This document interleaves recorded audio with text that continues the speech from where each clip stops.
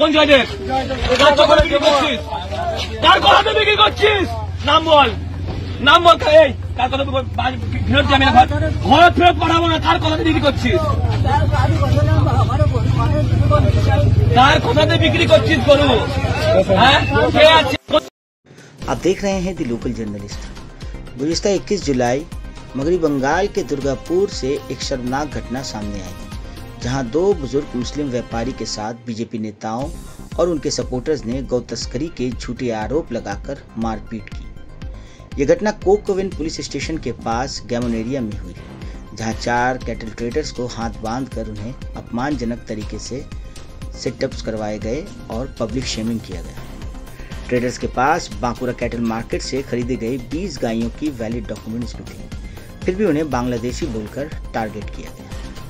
गुज़िश्ता 5 अगस्त बरोज मंगलवार ऑल बंगाल इमाम मुअज्जिन एसोसिएशन और चैरिटेबल ट्रस्ट की टीम एसोसिएशन के चेयरमैन जनाब शब्बीर अली वारसी साहब, जनरल सेक्रेटरी निजामुद्दीन बिस्वास साहब, डिस्ट्रिक्ट प्रेसिडेंट जियाउल हक लस्कर साहब और उनकी टीम दुर्गापुर के उस जगह पर पहुंची, जहां उन्होंने हालात का जायजा लिया और विक्टिम से मुलाकात की। एसोसिएशन ने सरकार से दोषियों के खिलाफ सख्त से सख्त कार्रवाई की मांग की। मगरी बंगाल पुलिस ने इस मामले में 2 लोगों यानी दीपक दास और अनीस भट्टाचार्य को गिरफ्तार किया है और जांच जारी है। टीएमसी ने इस घटना को बंगाल फोबिया और डिविजिव पॉलिटिक्स का हिस्सा बताया, जबकि बीजेपी लीडर परिजात गांगुली ने इसमें अपना हाथ होने से इनकार किया। ये घटना एक बार फिर बंगाल में 2 समुदाय के बीच मजहबी तकरार को उकसाती दिख रही है। और क्या कुछ कहना है ऑल बंगाल इमाम मुअज्जिन एंड चैरिटेबल ट्रस्ट के ओहदादारानों का, आगे वीडियो में देखें पूरी रिपोर्ट। আমরা এই মুহূর্তে দুর্গাপুরের কোকো ওভেন যে থানা আছে সেই থানার সামনে দাঁড়িয়ে আমরা ওসি সাহেবকে ডেপুটেশন দিলাম।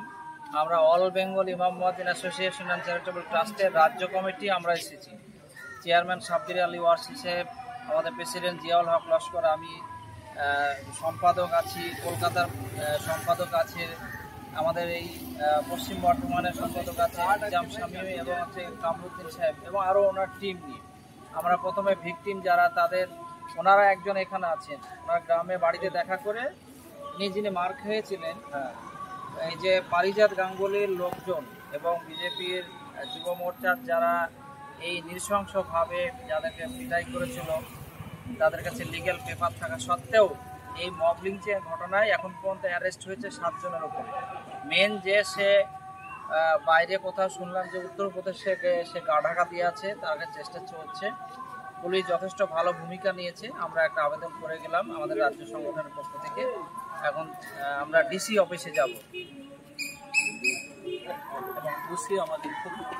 বিসমিল্লাহির রহমানির রহিম। আমরা এই মুহূর্তে আছি যে দুর্গাপুর কাণ্ড, আমরা পশ্চিমবঙ্গে খুব আলোড়ন ফেলেছে, সমস্ত সংগঠন আসছে। আজকে আমরা সেই দুর্গাপুর কাণ্ডে যে অ্যাটাক হয়েছিল, আক্রান্ত হয়েছিলেন শাজমান খান এবং তার পাশে আরও 2টো ফ্যামিলি আছে, আমরা ওখানেও যাব এবং থানা এবং এসিপি ডিসির অফিস সেখানেও আমরা যাব।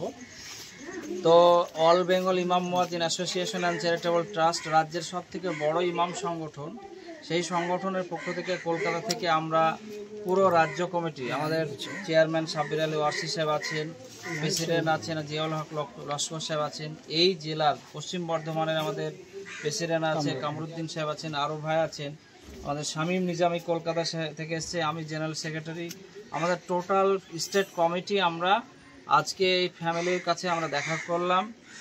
আমরা এর সর্বোচ্চ শাস্তি এবং যে অ্যারেস্ট হয়নি একজন পারিজাত গাঙ্গুলি, তার অ্যারেস্টের আমরা আজকে দাবি জানাবো।